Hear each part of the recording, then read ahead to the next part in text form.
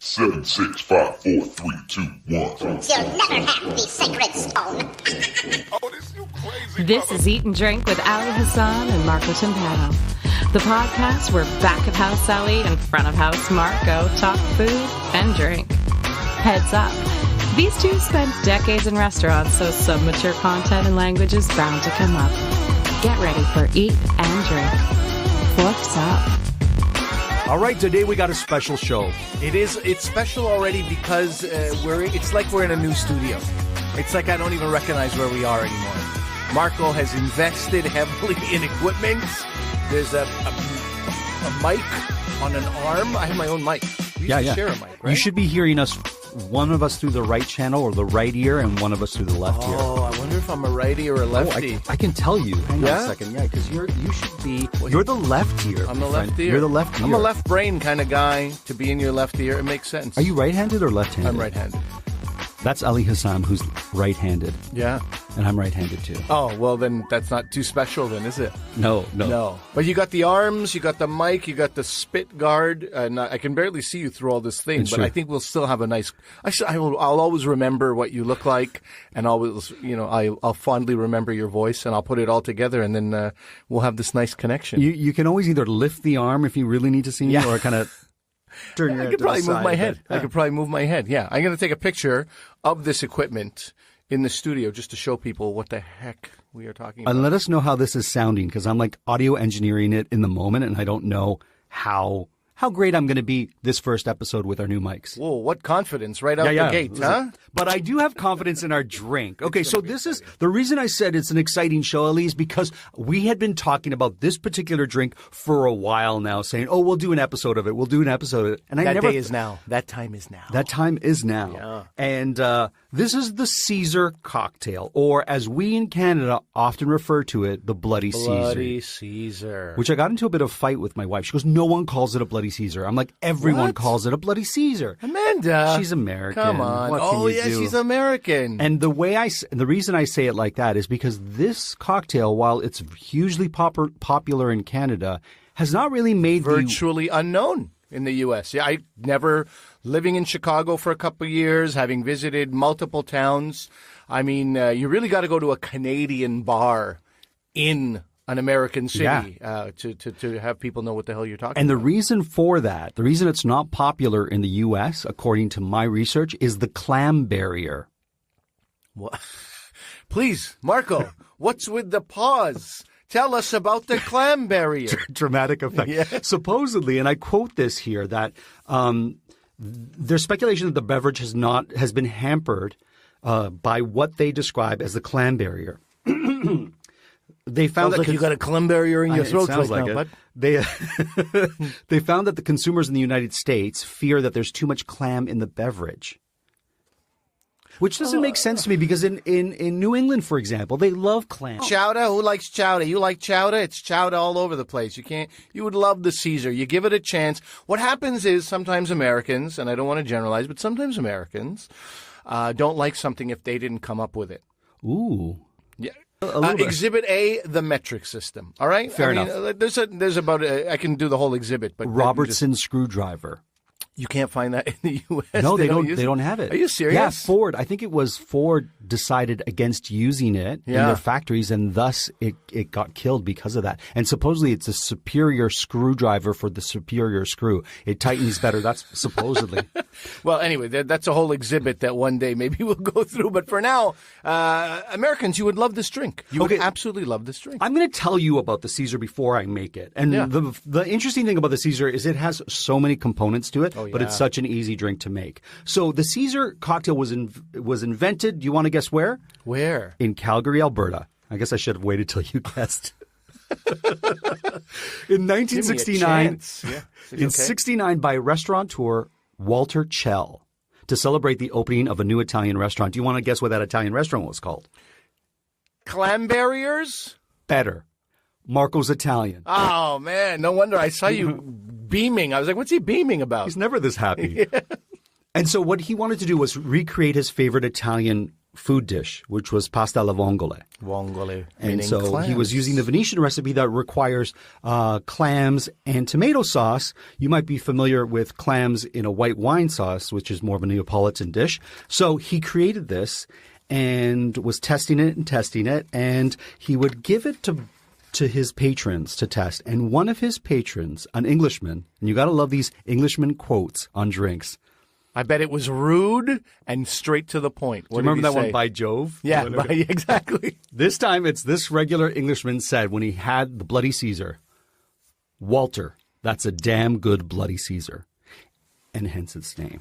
Because they were trying to figure out where the name came for Caesar, Bloody Caesar. Okay. And supposedly that's some British dude. You weren't so impressed. Nah, by that quote. I thought you were going to be like, what? I thought this Englishman was going to say something about like, this disgusting sauce of yours belongs in a glass, by Jove. Oh. And then he'd be like, okay, you know what? I will put it in the glass out of spite, and we'll name it the Bloody Caesar. What do you think of that? I like that story better. Well, Can we have that one instead? That's not the story that Walter Chell faced in when Calgary. I rewrite history. That's the way I'm going to go with it. Walter Chell is no longer with us, sadly. He passed away in 1997, but I dedicate this episode to that mixologist or bartender who invented the Caesar.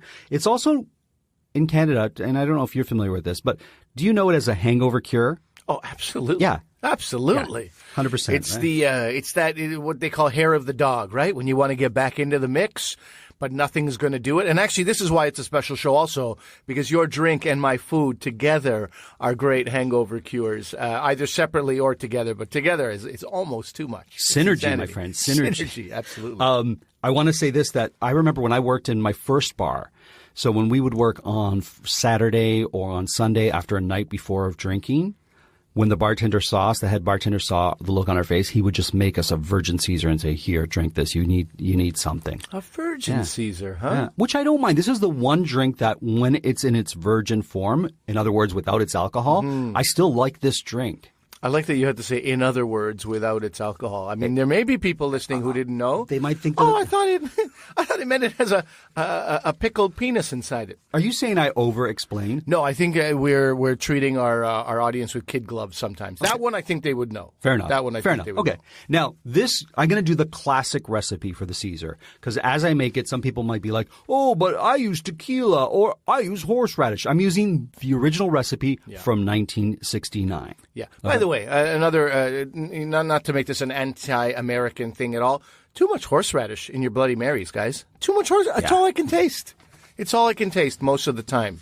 And sometimes I go, give me 1/3 of the horseradish that you would normally use, and it's a perfect drink.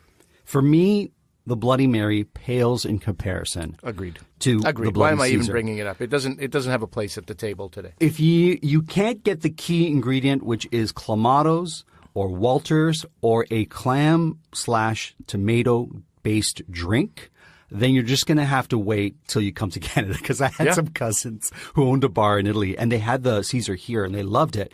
Well, they went back home, and they're like, well, we don't have the essential tomato/clam juice. Yeah. So what he did was he grabbed his bar blender, blended clams into a paste, and then added tomato juice. Yeah, and he said it was the most vile thing he ever made. He goes, he had to throw away the blender because it smelled of clams. No. Oh, my God. So we don't recommend you doing that. One thing you could do, maybe put a bunch of clams in a basket and stomp on them, and maybe that juice comes out. You know, a la grape style? Listen, I don't know about that, but it sounds I'm making stuff up horrible. as I go along, too. Does it sound horrible? So it does. Oh, I realized I did a mistake already. Okay, so what we need to do. So early for a mistake. Okay, what did I do with the limes?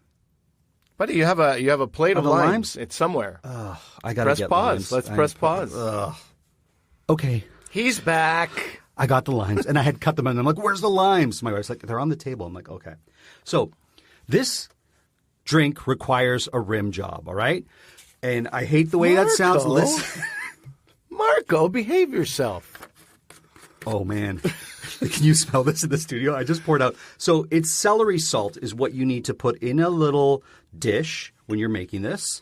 I've noticed some people sort of half rim with celery salt sometimes, right? Same thing. I've seen that with the margaritas, the daiquiris. The salt is on like a half of it. Go so that home it if leaves, you're going to do that. No, you would like your lips to touch celery salt with every sip, that's the right? way. Okay. That's the way the Lord meant it to be. So that's the way I'm going to make it. Of course. I'm doing the original recipe. Listen, if you want to half rim something, go be my guest.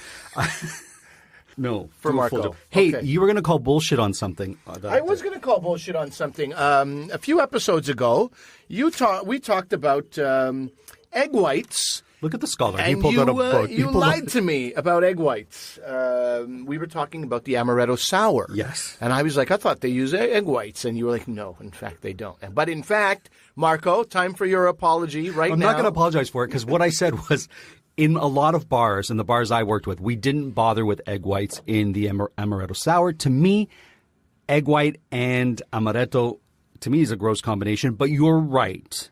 You can, in Marco fact, and lying is a gross combination to me, okay? So let's both agree. Okay, I'm going to agree. I said that you didn't have to or it wasn't required or didn't have it. It's true. You can, in fact, the original recipe did have egg whites. Anything that has a sour can, and some people would say should have egg whites. You So stand there corrected. I stand corrected. I stand apologized to. What was the other thing you put in the rim? So right now, Marco, you can hear the ice going into the glass. That's what he's doing. But for the rim, you put celery salt, but then you added something else. Okay, so what I did, I just took a lime that I quartered, and then I used it to Wet the rim with lime juice. Then in a little plate, I put the celery salt, and with the wet rim of the glass, I twirled it into. Okay, but I thought there was two things you put into that. No, just this. Okay. It's celery salt. I'm actually using Clamato rimmer because we had it, and I was like, I'm not going to dig through all my stuff to get actual celery salt. But why do you take shortcuts with me? No, it's not even shortcuts because this is celery It's a Clamato. salt. It's made by the Clamato people. I'm totally joking. Of course, it's great. So celery salt. Okay. Okay, so that's the first thing. You need to rim the glass. I brought you because you said you like to drink out of Mason jars. Mason jars? I do. Well, one of the best Caesars I ever had at Joe Beef in Montreal, internationally known Joe Beef, was in a Mason jar. It was the first time I ever drank. It was maybe a dozen years ago when I was living in Montreal, and our table wasn't ready.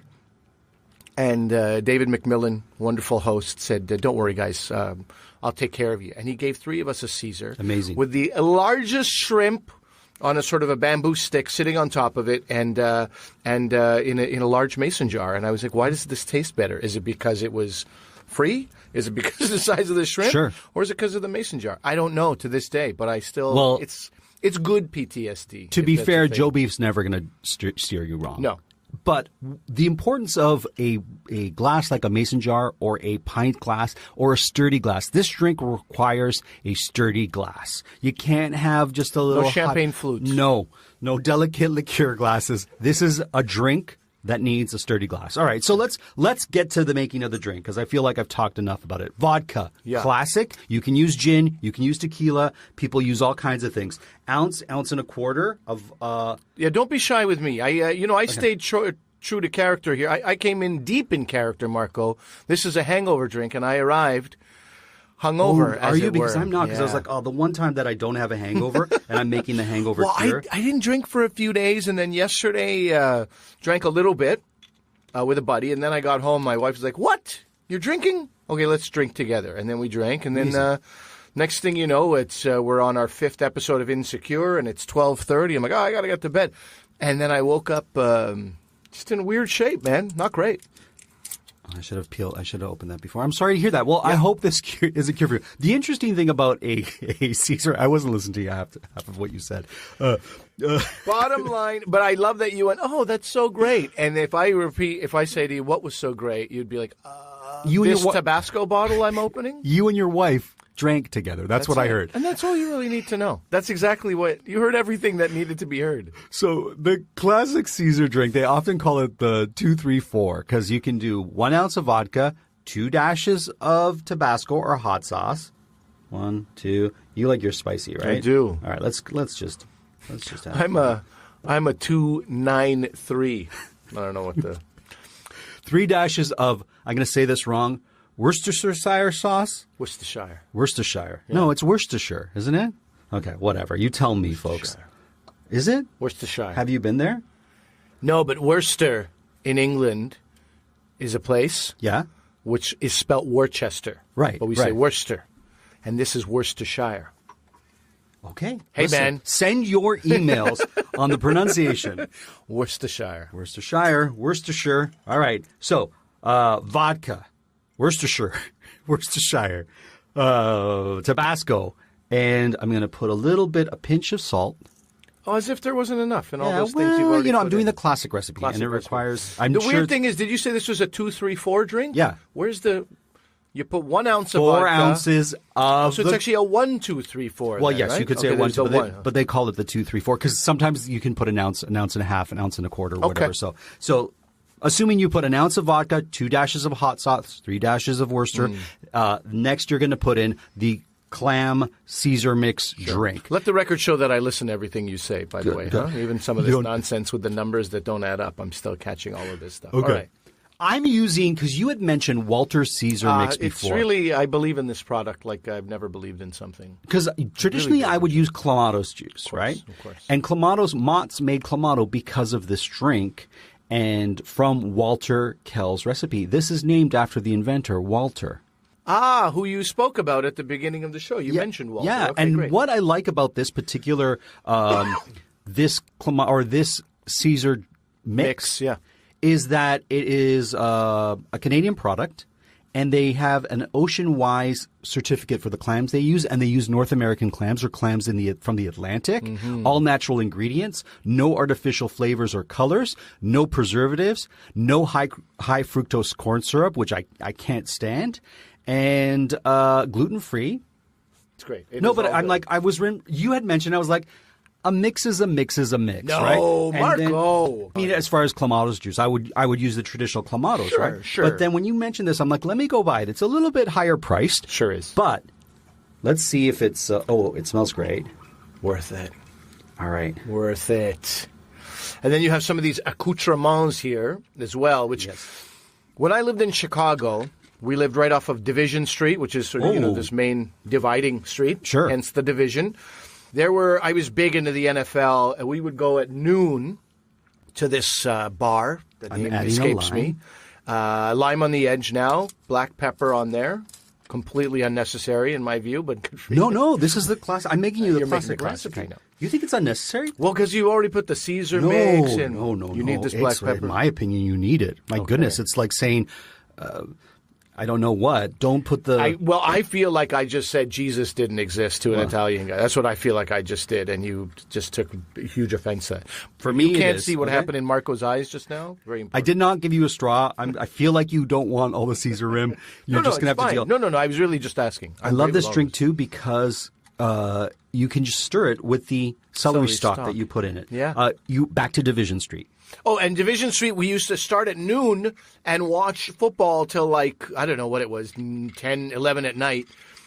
10 hours in a bar. But the best thing about that place, and there was only really one good thing, they had a Bloody Mary bar. Oh. So you go and buy your ounce of vodka, and then you go to the bar. So you could go orange juice or grapefruit juice if you wanted to go, or you go with the tomato juice, and then pickled onions, pepperoni, shrimp, all kinds of different pickles. It was insanity. You can use any pickled item in a Caesar. Yeah. From, like you said, from olives, onions, shrimp. And do you want to take a picture? I left my phone outside just so we have. I wanted to take a picture of you holding it, but now I'm going to be holding it. And we're holding right now the podcast while Ali takes a picture of the Caesars I made. Give a smile. Am I in it? You don't like that? Oh, what a good smile. I'm in so many because you take the pictures and I feel so stupid. Okay. Cheers to you, my friend. Cheers to you, brother. This is a great looking drink, and I know it's the classic one. I always squirt the lime juice in myself. Of course I do. All right. Like a gentleman. Yeah. Was I raised by cave people? Of course I squirt the lemon in. Some people will even replace the vodka with beer.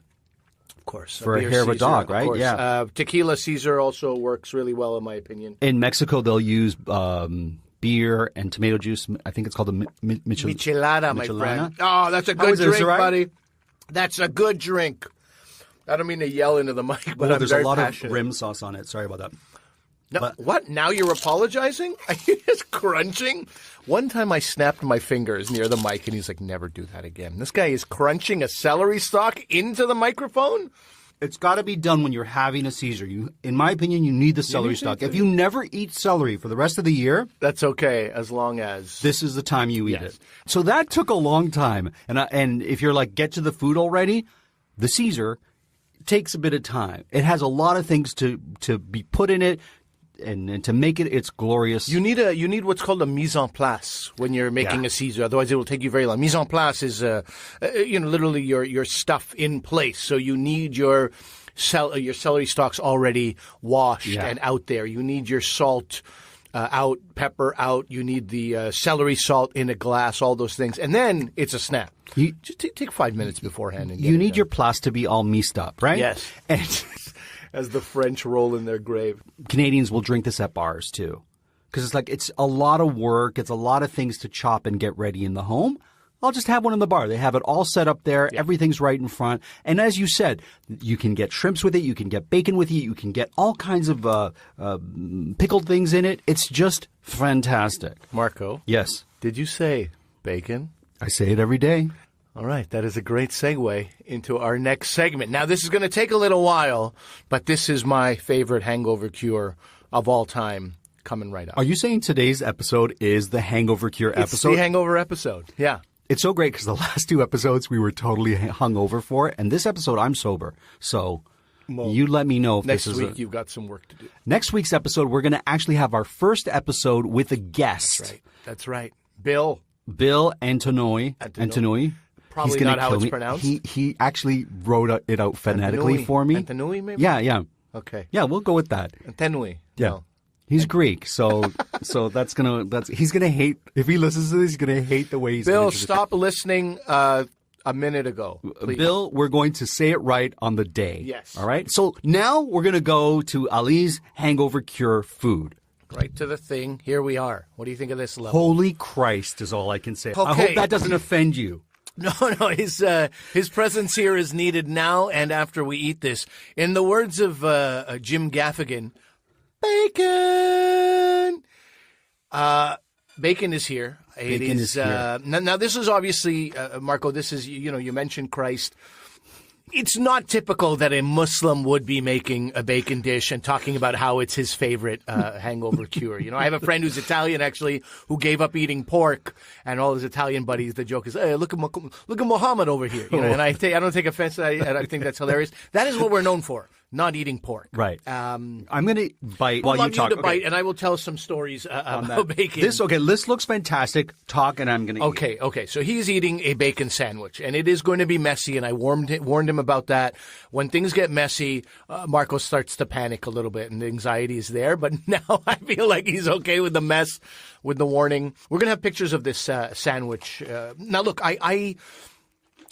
I didn't grow up with bacon in the house, right? As a Muslim family, that was not something we ate. The first time I was in my 20s, I lived with 4 other guys in a house. Every Sunday, Michael Chorney, one of my roommates, would fry bacon. That was his bacon frying day, and it would be part of his whatever. I like this guy. I haven't met him. You're a fan. You're a fan. It would be part of his potatoes on Monday. It would be part of a sandwich on Tuesday. Whatever he was doing with his bacon, all the bacon got fried and put in a container, and that smell was so foul to me. Oh, it was terrible. I was like, oh, God. And I used to have to hightail it out of there on Sunday. And there was a laundromat nearby. I'd go and I'd drink there. There was a laundromat with a bar just to get away from the bacon smell. Over time, time heals all wounds. You start eating bacon in small quantities and you're like, oh, this is great. I love what this is doing to a dish. And I feel like bacon, you can overdo it with bacon. I feel like society is, right? You agree with that? 100%. Okay. Listen. It's like garlic. People like garlic more. You remember Emeril Lagasse? Garlic, and everyone would cheer. Just look at that guy. See what happens when you do excess of things? I'm sorry. He looks like a bag of shit. I'm going to say it. He doesn't look good. He doesn't look good. But that's not because of the garlic. That's because of the 45 other New Orleans-style dishes that he's making. But the point is, in moderation, you bring bacon in, and because right now it's like crazy. The double baconator with triple the bacon from Wendy's. Did we say Wendy's? We're actually just renaming ourselves to Bacons now. It's madness.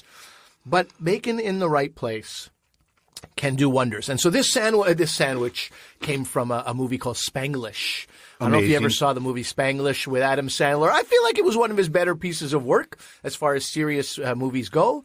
He was also a chef. He was opposite Tia Leone in this movie.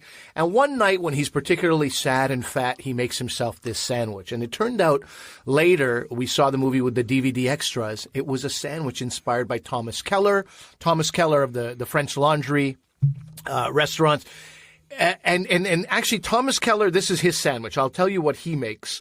It's a BLT fried egg and cheese sandwich. So, bacon, Monterey Jack cheese, rustic white bread, mayonnaise, tomato slices, butter, lettuce, unsalted butter, 1 large egg. Good for you. This is amazing. And we used unsalted butter, So what too. we did here is we used unsalted because you butter. said to me when I gave you the butter. I shat on you for having the unsalted stuff. But that's because we were just eating the bread at the That's time. true. So what do? I make bacon. I have the egg. I forget the cheese on this. Okay. You already have the Omit the bacon. If you cheese? omit the cheese, I have avocado in there. I have That's great. sriracha.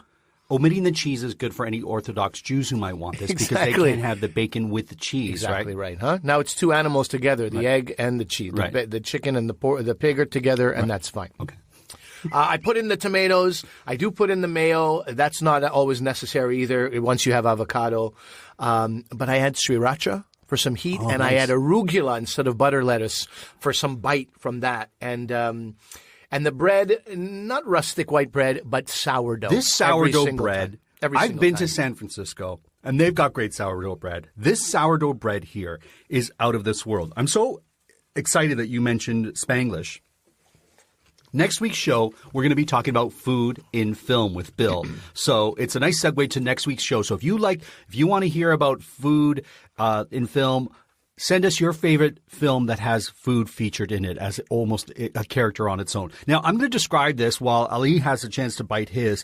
There's a beautiful combination of textures and flavors here, a beautiful combination of salt and I want to say sweetness because you've got a bit of mayo, you've got the avocado, in other words, avocado, nature's mayo, and you've got the arugula, you've got the tomato, you've got all these wonderful savory flavors, but these sort of lush flavors too that complement this with the crustiness and the pureness of the sourdough bread. This to me is a perfect sandwich, especially if you have a hangover, and it accompanies our cocktail perfectly. It's unbelievable. What a great hangover episode. So Where did you get this bread? Sorry to interrupt your It's a place called Mataccioni in Toronto. It's on DuPont, and they sell half loaves. Mataccioni? Is it CH? CH is a Kia? CHI, like Chianti, Yes. right? Mataccioni? Mataccioni. Okay. Great note. I've been saying Mataccioni for about 8 weeks. Finally, you correct me. There you go. Mataccioni is a place that specializes in pizza and all things related to dough. And they have these sourdough breads. They open at 8 in the morning. And the sourdough, when I brought it to Marco's, it was still warm, piping hot, I would even say. I put my seat warmer on in the passenger side seat to keep it warm, actually. It was like holding the most beautiful baby you've ever held. Yeah. I didn't want to let go. Yeah, so anytime you can go somewhere, wherever you live. That should be their slogan. That's Our bread it. is like a beautiful baby you don't want to let That's go. what you should be asking Mataccioni. for. Do you have a bread that I can hold like a baby while it's still warm? Sourdough, like a child. Sour, a little sour, Yeah. but also rewarding at some level. Sure. But also a little sour sometimes. Now, the reason I made this sandwich, brother, because you can do 1,000 things with bacon. Mm-hmm. One of my favorite things that I ever had with bacon was actually a salad. It was like sort of a mixed greens with blueberries and crumbled bacon. So the bacon was fried in the moment, and some of that bacon fat was mixed with a little bit of maple syrup and rice wine vinegar. So it had this tartness and sweetness and fattiness. And then the blueberries had one of the best things I've had with bacon. And it's a salad of all things. But that's one of the moments, this is going back, over a decade. I realized that bacon has its place. It really has its place. And it doesn't just have to be us shoving our faces with bacon left and right. So this sandwich, I feel like don't get me wrong, I love a great egg sandwich. But this sandwich, you could take out the egg, still a fantastic sandwich. Bacon sandwich. You could take out the tomato or the avocado, still a great sandwich. Right. It's bacon and egg now, But when you remove the bacon from the sandwich, something significant departs this sandwich and your life. Well, it brings the saltiness, and when you have the sourdough bread, and I also want to say, for a gentleman who grew up not eating bacon, you certainly made up for it in your later years as you talk about all these Thank dishes. you so much. You're welcome. Is my passion showing through? No, it's great. Like, listen, this is the type of sandwich that, and what I like about it here is it's not perverse. Do you know what I mean? Like some sandwiches, sometimes people make these sandwiches, they call them hoagies or heroes, and they just, everything but the kitchen sink is in it, and so you taste nothing. You just taste a melange of meat all gelled together. I feel like a muffaletta is that. We were talking about Emeril Lagasse in New Orleans. And I didn't mean to slut shame him. No, all right? course. I didn't mean to do that, so I apologize. Please all right? do. It's coming a little late, your apology, I've to be never honest. been a huge fan of, like, I thought he was all Bam and no chips. That's all I'm going to say. I got okay? you. All right. I got Fair you. enough. No, I look. As soon as the crowd started yelling for garlic, I was like, I don't like this show anymore. I want to, I'm there for. I like a Ming Tsai. If anybody knows who that is, do you know who Ming Tsai is? No, East meets West. Amazing. No, there was another guy also from Napa. Michael, insert Italian name here. Okay. On his Napa Valley, in his Napa Valley home. No. Nah, God, I can't remember his name. Anyway, he was great. The Barefoot Contessa? Not him. No. Okay. And that's a lady, by the way. That's Ina Garten. Yes. But I like it without the BAM. Create your own BAM. Why do you need 300 people in the audience and some associate director going like, okay, clap now. Yeah. Cheer Scream, now. scream. I know. I don't. That's not what I want. We're going to out do of an my episode food. where we critique all the chefs on shows. Okay? That'll be coming up. Is that right? Okay. All right. I can do it. I want to say what I like about bacon and similar products like speck, pancetta. I only really know the Italian ones. I know that there's a bunch of French and Spanish and Portuguese and other nations have their version of bacon, including Canadian back bacon, which we don't call Canadian back bacon. We just call it back bacon, or pea bacon, I think is what we call it. We do, yeah. These pork products that are from the belly, right? The bacon is from the belly, hence the name pancetta in Italian, which means pancia means Italian, means belly. There's a fattiness, a saltiness, and a little can go so far in sauces and dishes and whatnot. Right. And you don't need a million strips of bacon in this particular sandwich, because with the sourdough and all fine ingredients, I got to give you compliments there. As much as I like to poke fun at you, every single thing you brought in this dish, from the free range eggs to the arugula, top quality. Thank you. I appreciate it. Oh, Marco, I don't know what to do with myself. These compliments. Because I you feel can out of my taste the element. difference. And we're going to have some pictures that we put up. And we were joking about it because we're no food stylists in these photos. No. They're just so you know what we're talking about. But when you look at it, you're going to be like, what is this mess they're making? Yeah, is that a banana in the corner? Listen. Is that the tissue that they drain the bacon grease on, sitting beside the sandwich for no good reason? Of course it is. I also want to say, if Mr. Keller from French Laundry is listening and he wants to fly us to his restaurant so we can, taste his wares and talk about his things, I'll happily go. I don't know about you.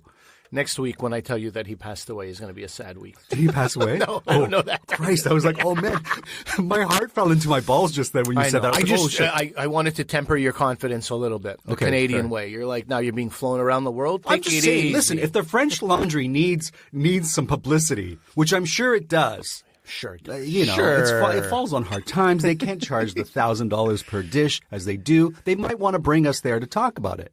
Let us know if you've been to the French Laundry and what your experience was, because I'd love to hear that. And furthermore, tell me about.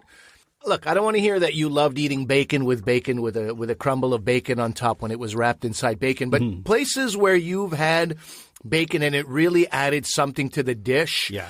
And I ask this from a Muslim perspective, because people are like, well, I lived my whole life without bacon. Why do I need it?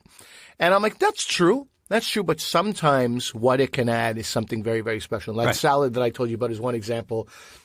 This sandwich is another example. And again, like garlic, I think caution. You use it cautiously. Yeah. Otherwise, I just feel like, also coming to it late in life, I feel like it's pretty high on the salt and the fats. Yeah. You just don't need that much of it. Those two things are great ingredients that you can add to complement other stuff. Here's something I need to mention as well. You cook the bacon the way I like it.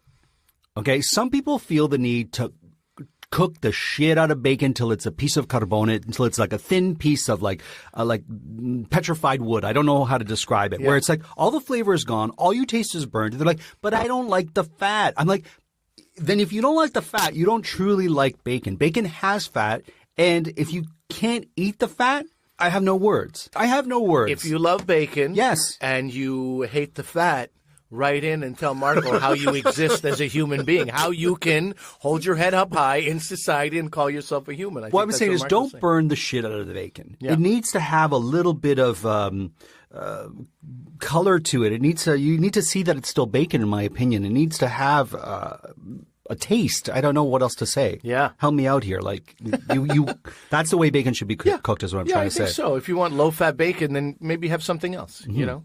My favorite pork, if I'm really, everybody wants to know a Muslim's favorite pork, so this is the segment we call. Least favorite is ham. Okay, yeah. Talking pork with a Muslim. Yeah, I love it. Welcome to Talking Pork with a Muslim. Ham is the least favorite. That's a waste of everybody's time. But it is actually pepperoni, my first love. Really? My first love, yeah. Because it was on pizza when we were kids. Sure. Nobody asked who you are, what your background is, what your allergies are, right? When I was a kid in the 80s, it's like pizza is served. And it was it's with always your family? Pepperoni. Oh. No. You peeled off the pepperoni. Okay. But as I say, I have a one-man show. I do 20 minutes on pepperoni. I used to give the pepperoni to my white buddies, right. And I could see the joy in their eyes. And I was like, I course. like joy. How come I can't experience that? What is it? And I was a fatso. I was like, I can eat this one day. What am I doing here? I'm giving away this pepperoni that's creating so much happiness for others. So when I did try it, it was pretty thrilling. Oh, that's great. Yeah. And it's still, and now I've had there are pepperoni that are imported from Italy and cured in certain ways and specially produced and all this kind of stuff. And I get excited about it. Okay, so let me run through some pork products and get your Muslim perspective on, because we're doing Talking pork with a Muslim. Okay. Prosciutto, where does it rate on your scale? Look, I've had the best. Okay. And that's all I want to have. Okay. Because otherwise, this run-of-the-mill prosciutto, we've all had that situation. You have a prosciutto and brie sandwich, and you take a bite, and the prosciutto comes right out of the sandwich, and it's hanging like a Gene Simmons tongue off the side of your face, and you're like, oh, you're trying to shove it. I don't want to have that situation ever. I want a prosciutto that can break down. Or I want a prosciutto like it's packaged nicely. It's like wrapped around a melone. It's wrapped around a date. Cantaloupe. And it's easy to eat, and it's a one-biter. Prosciutto in a sandwich, I feel like, I don't know. I don't know if that's the right Really? way. Oh, then I have to make it. Unless it's high fair enough. Prosciutto. And cut, shaved thin. Thin. There you go. Exactly. Okay, ham hocks. I have, do you eat the hocks as well? Do you eat the ham around it? I've had pea soup that had ham hocks in it. That I've enjoyed, but the hocks themselves... What about pork skin? Yeah, I'm into it. Oh, I'm like a 5 on 10 on that. Pork loin. Very good. For the win. Pork loin is delicious. How would you make your pork loin? Well, I don't make pork loin. Oh, you don't make in the pork home. loin. I never make pork loin, but I would treat it very similar to lamb. Yes. In the end, right? Lamb goes a little bit more towards mint if you're using the North American or European. But pork they use, so it's interesting because pork they use often pair it with apple or apple sauces. Sure. So this is what I was going to say. I wasn't going to say apple. Forgive me. For pork loin, I always think of things like apricots or cranberries mustard, or some slightly sweet, offsetting, complementary flavor. With the pork. I don't know why. It brings a bit of sourness too, like those fruits that have a bit of sour, like the cranberry or the tartar. Yeah, the tartar. That's what I meant to say. Pork chop. Pork chop is good. It's a good time. I mean, look, I'll never order it if there's also lamb and steak on the menu. It's not my go-to. It's not your go-to. But look, if we're at a dinner, there's 7 dishes. One of them is a pork chop. I'm having that pork chop. Whereas I'm refusing ham. You're refusing ham. It's not your thing. Unless it's serrano. Jamón de serrano. Yeah. Then you're okay. Now, but that's not really ham, is it? Serrano isn't serrano like a prosciutto. It's the leg. Isn't the ham? It doesn't look anything like the maple glazed ham that North Americans have popularized. That's true. Okay. Yeah. Fair enough. That's my ham. Those are my ham ones I can think of. You never got to ribs, brother. Oh, you never ribs. got to ribs. Come on. Because I know you hate them. Are you out of your mind? Okay, short ribs. Yeah, big fan. But short ribs, I've never seen pork short ribs. Those are always the beef short. Pork ribs. Pork ribs, I'm good. I'm good with pork ribs. Just good? Yeah, I like them. I'm a judge at Rib Fest every year here in Toronto. But I mean, I've had my fair share, and I really enjoy them. The thing is that what the problem with ribs is too much sugar. Yes. Too much sugar. Yes. People make them too sweet. Yes. I mean, I just feel like, you eat a dozen ribs, and you're like, well, I'm Pretty sure I've got diabetes. Yeah. This is what this feels like. I like a dry rib sometimes. I like a dry rib because they're not my sweet. Own rub. I like, and I don't need it to be like where I shake it and the meat falls off. It doesn't have to fall off the bone. There you go. Get in touch with my Neanderthal self. You know, I want to gnaw at the bone. I don't want to be like, oh, so dainty. Let me use the bone as a little. Almost like a toothpick that's holding the meat and then let's take it off. No. Not at all. Yesterday I had jerk pork with a Scotch bonnet sauce at a place called Supermarket in Kensington Market in Toronto. That jerk pork was absolutely terrific. And that's what it was. It was like a dry rubbed jerk. A lot of fat in it. I don't know what cut of pork it was. But just cut into pieces with toothpicks. Sure. And to dip into that Scotch bonnet, and it was terrific. Like I'm going to be thinking about that for a couple of weeks, and I'm probably going to go back and have it again. Guanciale? Guanciale is it's very similar to speck and all these things, right? It is. Because guanciale is pork jowls, right? Yeah. Pork cheek is what they call it in Italian. But it's actually the bacon, this part. The triple chin? Yeah, like the triple chin. So if you can picture bacon from the belly. Yes. But if I'm on all fours, like a pig, right? Yeah. You know my fat under my chin? Yes. That's what guanciale is. So when you say pork cheek, yes, it encompasses part of the all cheek, this. But really it's the bacon from there. So it's fattier and it's I've enjoyed it when I've had it. Okay. Yeah, sure. It's generally used in dishes than served like that. Yeah. I can't think of that. I think I've covered. You've got a lot of it. If not, it's a pretty comprehensive list that you gave me. Ham is at the lowest, and pepperoni is at the top, and everything else is between the 5 and 10. Mm-hmm. Yeah. And is it safe to say you don't like ham because they make it so sweet? A lot of people make it with pineapples. There's and the cloves sweetness. and There's just it's just not that tasty. It's like pretty mediocre. Like, look, it's like any meat.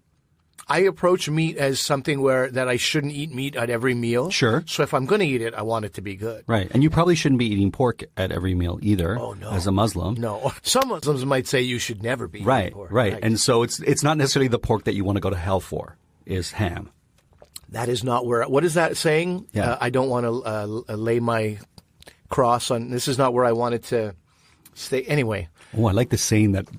This great saying, huh? The hill I don't want to die on? This is it. The hill. It's the hill. God damn it. This is also me. I'm really good with sayings, huh? How do you feel about horse meat? You know what? We'll save that for another show. That's another show. Because that's good cliffhanger, right? Yeah. It's like people are like, what? Are they going to talk about horse meat? No. Let's pull the reins on this horse and go to what's in Marco's mouth. What's in Marco's mouth? That's right.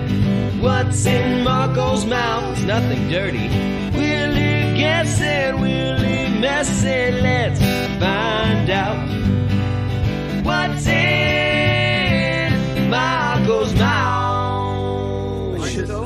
I shouldn't have eaten another bite of the sandwich before this segment. Now your upper lip smells like bacon. That's all you're going to smell. All right, I'm going to let you smell it first. So why don't you put your nose, not in your hand, but just put your nose, bring your nose close to me. Here you go.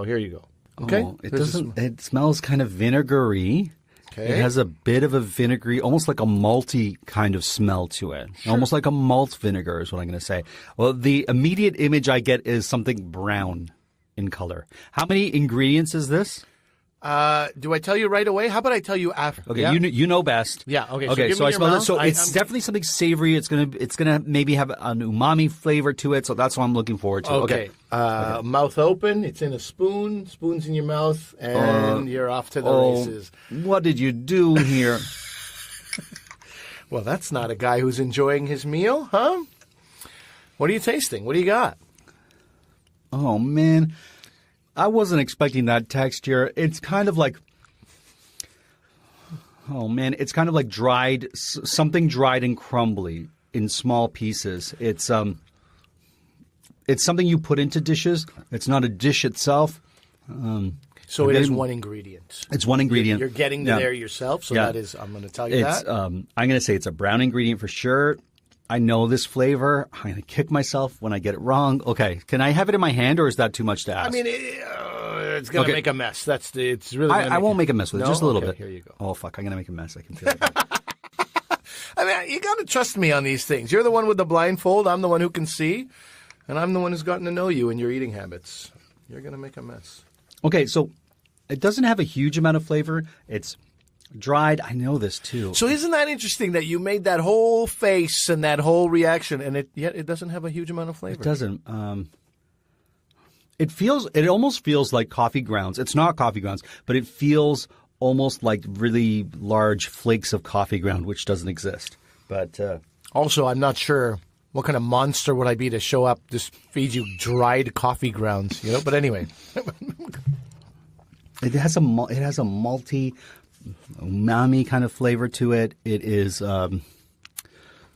This is a tough one, my friend. Yeah, this is a tough one. This was either you know it or you don't think. And given how little respect for you have for yourself and your diet, I was like, he may not know this. Okay. Oh, so then it's something healthy? It is healthy. There's a hint for you right there. It is healthy. Well, I want to say it's nutritional yeast. Yay! No, it is. Oh my God, it is. It's nutritional yeast. Oh man, I blew. You blew the mic. I blew the mic. Oh man, I can't believe I got it. I can't believe it either. I can't believe it either. All I gave you was one hint. Oh my God, which is that it's healthy. And look at you. Oh yeah, because you know what? I could tell what the flavor was. It's not brown. It's more of a yellow in color. But yeah, it's nutritional yeast. So let me talk to people about nutritional yeast while Marco stops sweating uncontrollably with excitement. Nutritional yeast is this. It's a deactivated yeast. It's sold as a food product. It's in the form of flakes and a yellow powder, as he said. It can be found in the bulk aisle of any of your bulk food stores. Very popular with vegans and vegetarians as either in recipes or as a condiment, which is why I said to Marco, you don't have enough respect for yourself to know what this is. But anyway, of course he does. Very significant source of B-complex vitamins, which is sometimes in a vegan diet, you're lacking that in your diet, so you add this. Sometimes it's fortified with B12. So it's not always people say like, oh, this is where I get my B12. No, it has to be fortified. With B12. It's got a nutty, cheesy flavor. It's kind of creamy. You add it to stuff, and like Marco said, after the first bite, you're like, oh, I can barely taste this. My kids really resist this at first, and then they have it, and it's like it stops immediately. But we have it on popcorn sometimes. It's on the best eggs. So, some theaters actually sell it. I didn't know about this. Yeah, when I was looking it up, I read that some movie theaters sell it as an additional topping. How do you put it on your eggs? Just exactly like that. Just tossed on scrambled eggs. Like you would salt. In other words, yeah, because it has a salt, even more generously. A very hint of, I don't want to say salt, but it has that savory sort of essence to it. Yeah. In Australia, they're called savory yeast flakes, not nutritional. So there you go. The word. New Zealand, they call it brewfax. United States, a little less kind. It's known as hippie dust or nooch, nutritional yeast. Nooch. Okay, I was like... it's fed to prisoners of war, so it has this kind of an ugly past in a way, but it is very good for you. Exactly, very nutritious, very good for you. Not bad at all. You know, it's. I don't know. I would have never eaten it if not for that 3-month spell as a vegan. I would have never tried it, would never have known about it, so I didn't know if you'd know about it. But now that we have it, we're like, hey, it's a great little addition to so many different things. Today has been my favorite episode. You're still radiating. I'm so excited. I can't believe because I'm actually taken aback. Also, I can't believe that moment. It was like, oh, it's the moment. Thank you. From this moment. But apologies to everybody's ears as well. I mean, I think you're going to have to do some serious editing on your... they'll understand your cheers, of course. You've never celebrated anything on this show. Nothing. It's all been a big L for you, this entire experience. Because it would seem that Marco knows what he's talking about. Like, it's like, oh, he's an expert taster or something. I'm not. Until you're blindfolded. And it's like all of a sudden, I have this sort of, first of all, I don't like the aspect of being blindfolded. But that aside, I have this pressure of trying to get something right as if I'm an expert. Yeah. And every once in a while, today's the day where I am the expert, is all I can say.